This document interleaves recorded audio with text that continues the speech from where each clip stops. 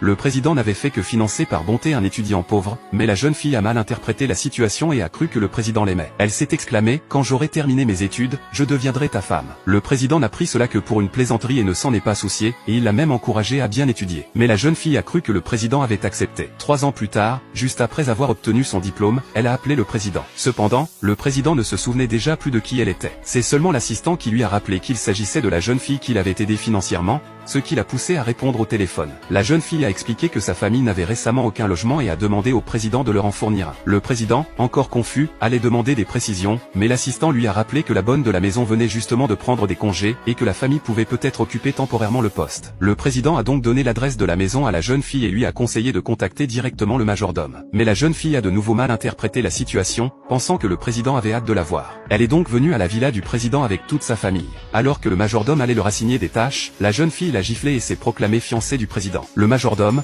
très perplexe, a immédiatement appelé l'assistant pour confirmer. Mais avant que l'assistant ait pu comprendre la situation, le président l'a interrompu. Le majordome a donc décidé de les installer en attendant le retour du président. En entrant dans la maison somptueuse, toute la famille a été stupéfaite et a loué la jeune fille comme étant la fierté de toute la famille. À ce moment-là, le frère de la jeune fille a aperçu les clés des voitures de collection du président et a mis toutes les clés dans sa poche. Le père, quant à lui, a repéré une statue et a pensé la prendre pour la vendre, ignorant qu'il s'agissait d'un cadeau précieux que le président avait acheté aux enchères pour sa mère. Le majordome les a immédiatement arrêtés, et le père, effrayé, a laissé tomber la statue qui s'est brisée au sol. Le majordome a prévenu qu'ils allaient sûrement mettre le président en colère, mais la jeune fille a giflé le majordome et lui a dit de ne pas se mêler des affaires de la maison. La mère de la jeune fille a alors mis une robe appartenant à la vieille maîtresse de maison. Le majordome l'a immédiatement averti de l'enlever, mais la jeune fille a répondu que la vieille maîtresse l'adorait et lui permettrait de tout faire. À ce moment-là, le chien de la vieille maîtresse est arrivé, effrayant la jeune fille qui a immédiatement ordonné à son frère de le chasser. Le majordome a essayé de protéger le chien, mais la jeune fille l'a renversé et a fait fuir le chien. Voyant qu'il ne pouvait rien faire pour les arrêter, le majordome a couru pour appeler le président, mais juste avant de révéler la vérité, il a été assommé par le frère. Préoccupé, le président s'est préparé à rentrer pour vérifier la situation. De son côté, la vieille maîtresse venait de descendre et a vu des étrangers dans sa maison. La jeune fille s'est précipitée pour se présenter comme fiancée du président, et la vieille maîtresse, sans aucun doute, était ravie et a demandé aux serviteurs de préparer beaucoup de nourriture pour eux. Mais voyant leur comportement déraisonnable, la vieille maîtresse s'est sentie perplexe. Le frère de la jeune fille a servi les plats, et alors que la vieille maîtresse commençait à manger, le majordome revenu à temps lui a expliqué tout le comportement de la famille et comment ils avaient chassé le chien. Furieuse, la vieille maîtresse a eu un malaise. Elle a immédiatement confronté la jeune fille, mais cette dernière l'a poussée à terre. Voyant la vieille maîtresse à terre, le majordome a de nouveau averti qu'à son retour, le président ne leur pardonnerait jamais. La jeune fille a même crié: je suis la maîtresse de cette maison. Vous n'êtes ici que pour attendre la mort. Elle a ordonné à son père et à son frère de traîner la vieille maîtresse. Le majordome a essayé d'intervenir, mais le frère l'a poussée et l'a assommée. La vieille maîtresse a mordu le bras du frère, la jeune fille l'a giflé à nouveau, et alors qu'il traînait la vieille maîtresse,